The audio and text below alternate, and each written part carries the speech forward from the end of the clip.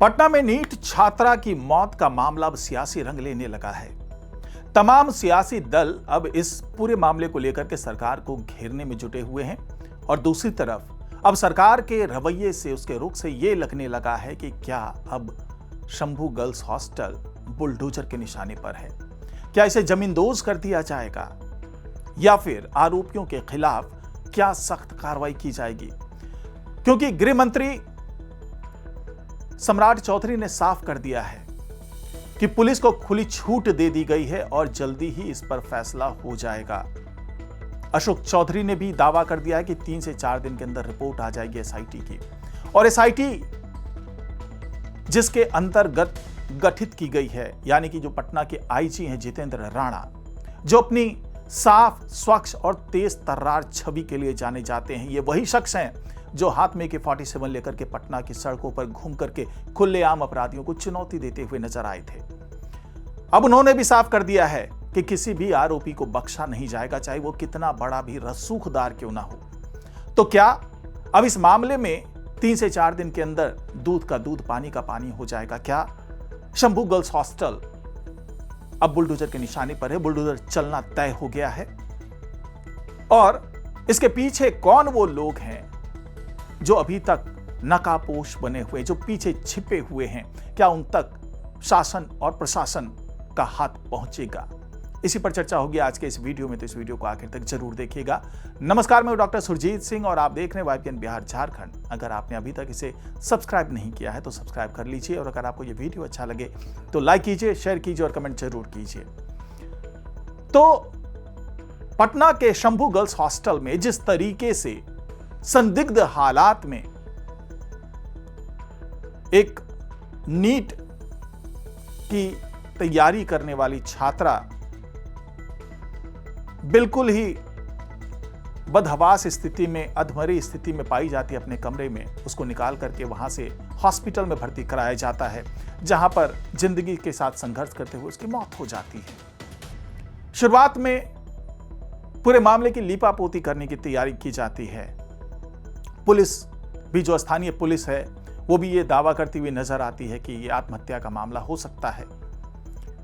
Medical की जो report आती है उस हॉस्पिटल की, उसमें किसी भी तरीके से यौन शोषण की बात नहीं की जाती है, बल्कि ये कहा जाता है कि ये मामला कुछ और हो सकता है, आत्महत्या का भी हो सकता है।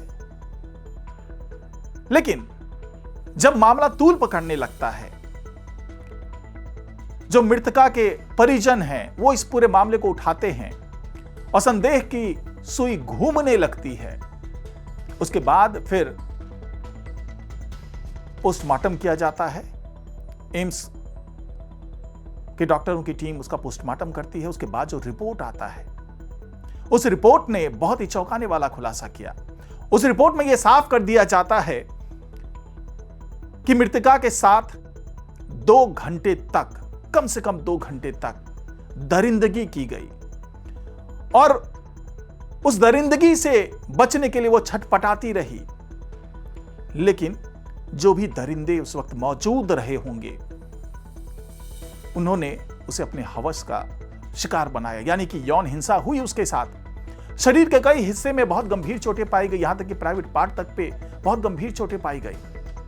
उससे शक यकीन में बदल गया कि कुछ तो गलत हुआ, और गलत करने वाले अभी तक पुलिस की पहुंच से दूर है। यहां तक कि जो हॉस्टल के संचालक और उसका जो 2 बेटा है वो भी फरार हो जाता है। आनन फानन में कार्रवाई शुरू की जाती है, एसआईटी का गठन किया जाता है और एसआईटी की कमान सौंपी जाती है पटना के आईजी जितेंद्र राणा को। जितेंद्र राणा अपने तेज तर्रार छवि के लिए जाने जाते हैं, और यहां तक कहा जाता है कि वो हर तरीके से इस मामले की जो आधुनिक उपकरणों से जांच की जानी चाहिए वो जांच वो करेंगे। जितेंद्र राणा पहुंचते हैं हॉस्टल में, उस कमरे में पहुंचते हैं जहां पर यह पूरी वारदात हुई है। वहां पर पहुंचने के बाद फॉरेंसिक लैब के जो सदस्य हैं उसको बुलाया जाता है। पूरे कमरे से साक्ष्य जुटाए जाते हैं, सबूत जुटाए जाते हैं, एक एक चीज को पलटा जाता है, हर जगह से सबूत जुटाने की कोशिश की जाती है। साथ ही आसपास के सीसीटीवी को खंगाला जाता है और आसपास मौजूद मोबाइल टावर से भी डाटा जुटाए जाते हैं, क्योंकि यह जानना जरूरी है कि जिस वक्त ये दरिंदगी की गई उस वक्त पीड़िता के मोबाइल के लोकेशन के आसपास और कौन कौन से मोबाइल की लोकेशन थी। तो एक कोशिश है उस व्यक्ति तक पहुंचने की, उन आरोपियों तक पहुंचने की जो इस पूरे घृणित काम में सहभागी थे। अब इसी दौरान सियासत होती है, तमाम सियासी दल इस पे अपनी राजनीति शुरू करते हैं, कांग्रेस के नेता सड़कों पर उतरते हैं। कांग्रेस जो महिला विंग है उसकी जो नेता है वो हाथ में चूड़ियां ले करके प्रदर्शन करती है और चूड़ियों को सम्राट चौधरी को देने की बात करती है।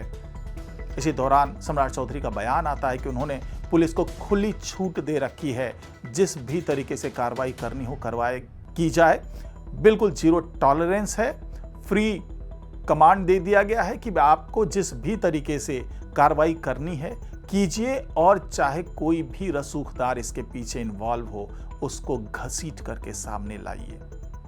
इसी दौरान बयान आता है अशोक चौधरी का, कद्दावर नेता है, नीतीश कुमार के राइट हैंड हैं।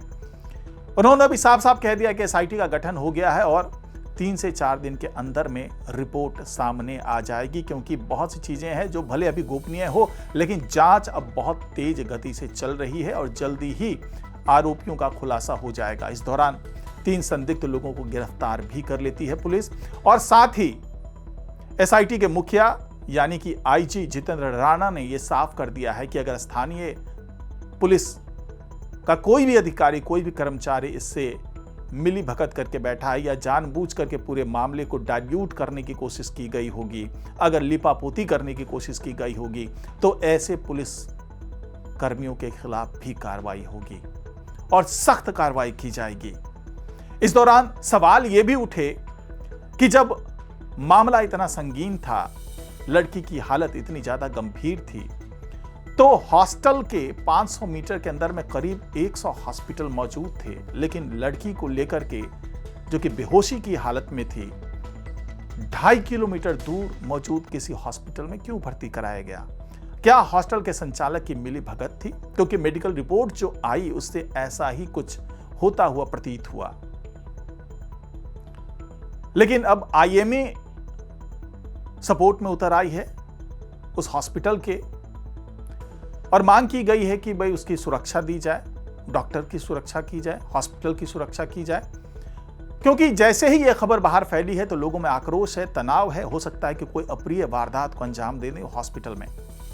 तो सुरक्षा की मांग की गई है और सुरक्षा दी भी जा रही है, क्योंकि जांच में भी कोई साक्ष्य छूट ना जाए, कोई सबूत हॉस्पिटल से गायब ना हो जाए, इसको भी सुनिश्चित करने का काम अब पुलिस को करना है।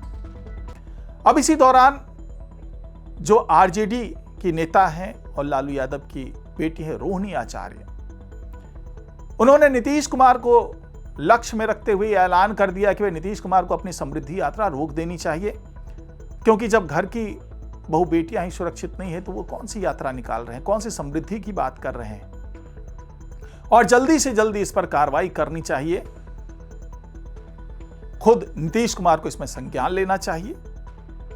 लेकिन दूसरी तरफ एनडीए की तरफ से यह भी बताया गया कि भाई अशोक चौधरी ने साफ तौर से कहा कि भी कार्रवाई जारी है, एसआईटी की टीम जो है वो जांच कर रही है और जल्दी ही आरोपियों को हिरासत में लिया जाएगा और जिस भी तरीके से सख्त कार्रवाई करने की जरूरत होगी वो सख्त कार्रवाई की जाएगी। और ये नीतीश कुमार के लिए भी बेटी के समान ही थे और उस पर नीतीश कुमार की तरफ से भी साफ साफ कह दिया गया है कि जिस भी स्तर पर जाकर के जांच करनी है वो जांच की जाए, उसमें किसी तरीके से कोताही ना की जाए। लेकिन इस बीच जो तमाम दांव पेच चल रहा है, चाहे वो पप्पू यादव हो, चाहे वो राजेश राम हो, चाहे वो तेजस्वी यादव हो, चाहे रोहिणी आचार्य हो, चाहे जो दूसरे तमाम जो नेता लोग हैं वो तमाम बयानबाजी दे रहे हैं, बयान दे रहे हैं। इस बीच में यह भी कहा जा रहा है कि दिल्ली में भी कैंडल मार्च निकालने की योजना है। कुल मिलाकर के पूरी तरीके से दबाव तो है, होनी भी चाहिए, क्योंकि जिस तरीके से इस घटना को अंजाम दिया गया, क्योंकि रोहिणी आचार्य ने एक और बड़ा मुद्दा उठाया कि यह केवल शंभू गर्ल्स हॉस्टल का मामला नहीं है, बल्कि यह मामला परफेक्ट गर्ल्स हॉस्टल से भी जुड़ा हुआ है, क्योंकि वहां भी इसी तरीके से 6 जनवरी को एक लड़की की संदिग्ध हालात में मौत हुई है। तो पूरे पटना में इस तरह के जो गर्ल्स हॉस्टल चलाए जा रहे हैं, बिना नियमों की परवाह किए हुए, बिना सुरक्षा इंतजामों को ध्यान में रखते हुए जिस तरीके से ये पूरा खेल चल रहा है पूरे पटना में, इस पर रोक लगनी चाहिए। क्योंकि गर्ल्स हॉस्टल के बारे में साफ तौर से जो शुरुआती जांच में आंकड़े मिले हैं, शुरुआती जांच में जो मामलों का खुलासा हुआ, उसके हिसाब से जो शंभू गर्ल्स हॉस्टल है वहां पर शाम होते ही लग्जरी गाड़ियों का आना जाना शुरू हो जाता था। आसपास जो रहने वाले लोग हैं उन्होंने इसकी पुष्टि की और साथ ही ये भी कहा कि उन्हें ऐसा लगता था कि गर्ल्स हॉस्टल में रहने वाले लड़कियों के परिजन आते हैं, उनसे मिलते हैं, शायद ये उन्हीं की गाड़ियां हो। लेकिन जिस तरीके से ये मामला निकल करके आया है, और इसके अलावा भी कई इस तरह के मामले इस गर्ल्स हॉस्टल से जुड़े हुए हो सकते हैं। शायद यही वजह है कि अब पूरे गर्ल्स हॉस्टल को, जो शंभू गर्ल्स हॉस्टल, उसको सील कर दिया गया है और यहीं से सुगबुगाहट शुरू हो गई है कि क्या अब तमाम साक्ष्य मिलने के बाद, तमाम सबूत को जुटाने के बाद, जो आरोपी हैं उनको सलाखों के पीछे भेजने के बाद शंभू गर्ल्स हॉस्टल को जमींदोज कर दिया जाएगा। क्योंकि जांच हर स्तर पर हो रही है। यह भी जांचा जा रहा है कि वे क्या नियमों की अनदेखी करके इस हॉस्टल को खड़ा किया गया, क्या नियमों की अनदेखी करके यहां पर ये सारी गतिविधियां चल रही थी, क्या यहां से सेक्स रैकेट चलाया जा रहा था, या जिस तरीके से यहां पर सफेद पोश लोगों के आने की बात की जा रही है, जो दावा किया जा रहा है, उसे यह लग रहा है कि यह मामला हाई प्रोफाइल लोगों से जुड़ा हुआ हो सकता है, सफेद पोश नेताओं से जुड़ा हुआ हो सकता है, बड़े बड़े रैकेटियर से यह मामला जुड़ा हुआ हो सकता है, क्योंकि तमाम आशंकाएं जारी है। और इस बीच जिस तरह से संकेत मिल रहे हैं और साफ साफ कह दिया गया है, सम्राट चौधरी के माध्यम से भी कह दिया गया है कि किसी भी सूरत में, चाहे वो कितना बड़ा भी कोई अपराधी क्यों ना हो, कितना भी बड़ा कोई जो वीआईपी व्यक्ति ही क्यों ना हो, कोई बहुत हाई प्रोफाइल का ही व्यक्ति क्यों ना हो, उनके खिलाफ कार्रवाई होगी, बख्शा नहीं जाएगा। शायद यही वजह है कि अब जितेंद्र राणा के हाथ में यह मामला आ चुका है और आने वाले दिनों में सख्त कार्रवाई होने की उम्मीद जताई जा रही है। और जो दावा किया गया है कि 3 से 4 दिनों के अंदर में रिपोर्ट आ जाएगी, तो जाहिर सी बात है कि इसके पीछे कुछ न कुछ सुराग हाथ लगा होगा, जो कि अभी भले ही गोपनीय हो, लेकिन आने वाले दिनों में इसका खुलासा हो जाएगा। और हम लोग भी इंतजार कर रहे हैं कि किस तरीके से जो भी आरोपी है, चाहे वो हाई प्रोफाइल ही क्यों ना हो, उसके खिलाफ क्या कार्रवाई होती है, इस हॉस्टल के खिलाफ क्या कार्रवाई होती है, और उस मृतका को, उसके परिजनों को किस तरीके से इंसाफ मिलता है। तो फिलहाल आज की रिपोर्ट में इतना ही। नमस्कार।